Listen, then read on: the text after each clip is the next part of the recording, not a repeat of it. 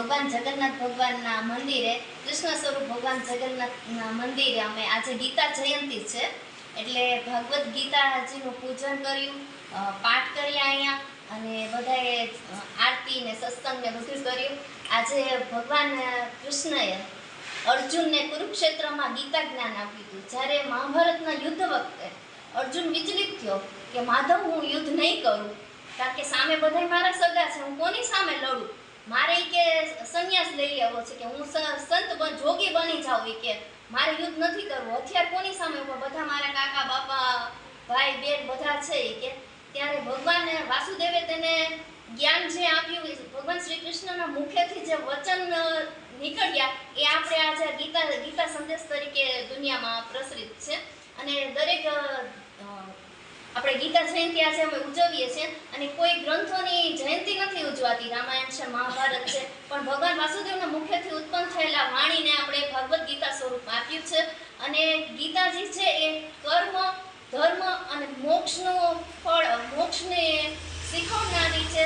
માણસ, ભગવાન કહે છે કે તું યુદ્ધ કોની સામે લડીશ, તું લડીશ તો દરેક અંશ મારો જ છે, દરેક જીવ મારી જ અંદર છે, હું જ અજર અમર હું જ છું, વૃક્ષોમાં પીપળો છું, મહિનાઓમાં માગસર માસ છું. આજે મોક્ષદા એકાદશી છે અને ગીતા જયંતિ છે એટલે તું સાંભળ, તું કોઈ સામે યુદ્ધ કરતો નથી, તું ધર્મનું યુદ્ધ કરસ, તું લડસ તો સામે લડનારો પણ હું છું અને તને લડાવનારો પણ હું છું, અંશ મારો છે, જીવ કણ હર ક્ષેત્રમાં હું જ છું. મને પૂજનારો મોક્ષને પામે છે, મોક્ષ ગતિને પામે છે. આજે કોઈ ભગવાનની પૂજા કરે છે તો એ મારા જ ઓલાથી પૂજા કરે છે, કોઈ ભૂત પ્રેતને પૂજનારો પણ મને જ પૂજે છે. દરેક જગ્યાએ દરેક ક્ષણે હું જ છું.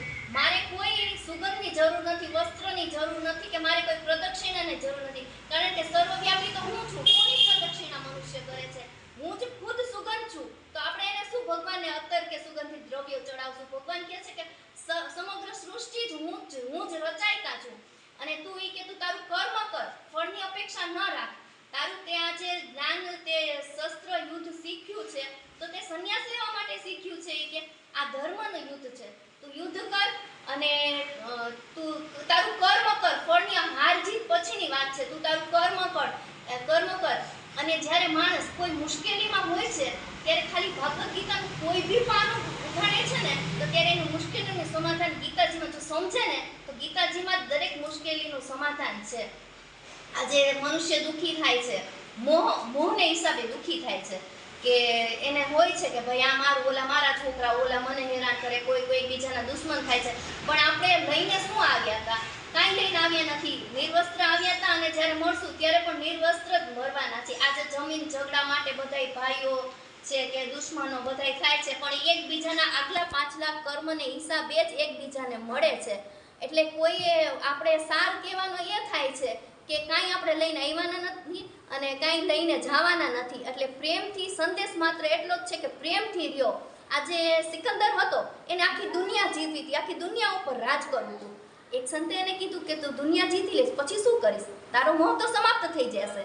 ત્યારે સિકંદરને લાગી આવ્યું કે વાત તો સાચી છે. પછી ત્યારથી તેને હથિયાર છોડી દીધા છે. એટલે આપણે જે કાંઈ ભેગું કરી એક પામીએ છીએ ત્યારે વળી બીજાની ઈચ્છા થાય છે કે આમ લઈએ, ઓલું લઈએ, પણ જ્યારે આપણને વસ્તુ મળી જાય છે ત્યારે આપણને એનો મોહ સમાપ્ત થઈ જાય છે. એટલે ગીતા જ્ઞાન આપણને એ શીખવે છે કે આપણે કોઈ બી સંસારમાં રહી અને નિર્મોહી રહેવાનું છે. કોઈ બી ચીજની અપેક્ષા કરવાની નથી, કોઈનું છે નહીં. જીવ માત્ર એનો કર્મ કરવાનો છે. અને હા, કર્મ કર્યા વગર પણ નથી રહેવાનું. તમને મનુષ્ય અવતાર મળ્યો છે, તમે સારા કર્મ કરો, એકબીજાને કોઈને દુઃખ ન પહોંચાડો, લડાઈ ઝઘડા ન કરો, પ્રેમથી રહ્યો, સદભાવનાની ભાવના સાથે રહ્યો.